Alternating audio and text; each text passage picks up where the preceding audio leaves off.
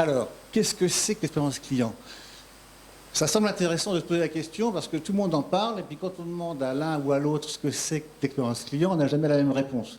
Il y en a qui disent ben, c'est le parcours client, d'autres qui disent c'est la satisfaction client, d'autres qui disent c'est la façon de se différencier, d'autres qui disent oui c'est la façon dont le client chemine dans un écosystème qu'on a construit pour lui, etc. Bon, donc il faut déjà qu'on se mette d'accord sur la définition. On va vous en proposer une.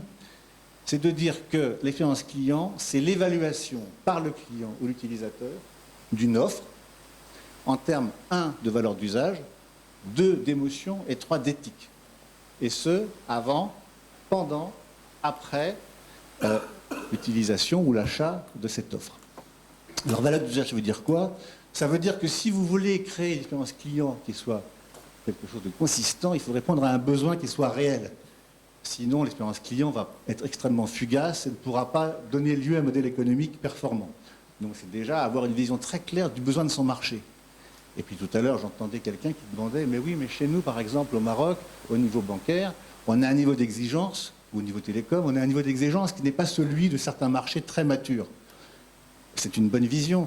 Cela dit, cette vision va évoluer, car il est certain que le prochain entrant qui va arriver va certainement augmenter le standard et ainsi de suite. Pourquoi? Donc c'est quelque chose qu'il faut prendre en compte. Donc ça veut dire que, de toute façon, ce schéma-là fonctionne, quelle que soit la configuration de départ. Alors ça veut dire quoi, la valeur d'usage? Ben, c'est le besoin. L'émotion, qu'est-ce que ça veut dire? Ça veut dire que vous êtes en mesure de proposer à un client ou une cliente quelque chose qui va le faire réagir ou la faire réagir. Il ne s'agit pas de la mettre en transe, mais il s'agit simplement qu'il y ait un lien affectif, un lien émotionnel qui se crée rapidement. Parce que ça, c'est quelque chose qui permet d'abord de commencer à nouer un contact, et puis ensuite, c'est un levier de différenciation. Celui qui a le langage le plus direct, le plus sincère, le plus émouvant, le plus drôle, etc., va commencer à construire une espèce de dialogue constructif avec un prospect qui va devenir un client ou avec un client qu'il va fidéliser. Et ensuite, l'éthique. L'éthique, c'est important parce qu'il y a des modèles qui sont très performants, mais dans lesquels l'éthique est absente. Il y a 2 exemples aujourd'hui qui sont intéressants. Le premier, c'est Amazon. Amazon, aujourd'hui, pratiquement, en termes d'expérience client, il coche toutes les cases, sauf l'éthique.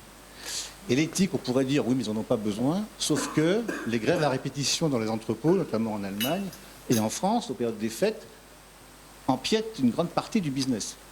Et donc, un défaut d'éthique qui était lié à, je dirais, une posture managériale qui est assez dure, impacte le business. Donc l'éthique est importante. Et puis il y a aussi, suivant les marchés, une volonté du consommateur d'avoir des produits ou des services qui soient issus, je dirais, d'un circuit, on va dire, vert, un circuit qui soit respectueux des hommes, des femmes, de la planète, des ressources. Et donc, quelque part, quand on veut commencer à avoir, si vous voulez, une expérience qui soit assez pérenne, on est un peu obligé de jouer avec les 3 leviers, plus ou moins suivant les marchés, plus ou moins suivant les clients, mais on constate que les meilleurs, en tout cas, actionnent ces 3 leviers. Mais ce n'est pas suffisant.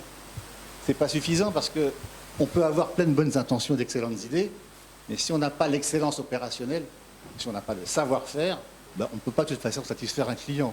C'est-à-dire que si vous promettez quelque chose, il faut délivrer dans les conditions qui ont été négociées au départ. Je vous donne un exemple.